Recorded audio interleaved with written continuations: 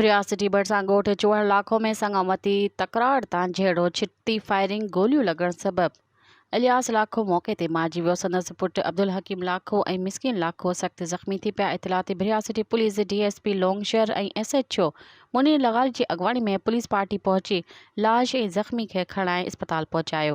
जिर त हिकु ॼणे बिलावल लाखो खे गिरफ़्तार करे वरितो आहे। इन सिलसिले में मक़तूल जे पुटनि अब्दुल कयूम ऐं अब्दुल अलीम लाखो ॿुधायो त 3 महीना अॻु असांजो चाचो इब्राहिम लाखो मुख़ालिफ़ धुर जी छोकिरी जमीना लाखो सां अदालत सगोरी में पसंदि जी शादी कई हुई, जंहिं सबबि मुख़ालिफ़ धुर अली गौहर लाखो वारा असां मथां कूड़ी झेड़े जो केस करे असांजे हिकु ॿिए चाचे साले लाखो खे गिरफ़्तार करायो हो। मुंहिंजे वालिद इलियास लाखो उन जी ज़मानत कराइण लाइ ब्रियासिटी जी अदालत में आयल हो।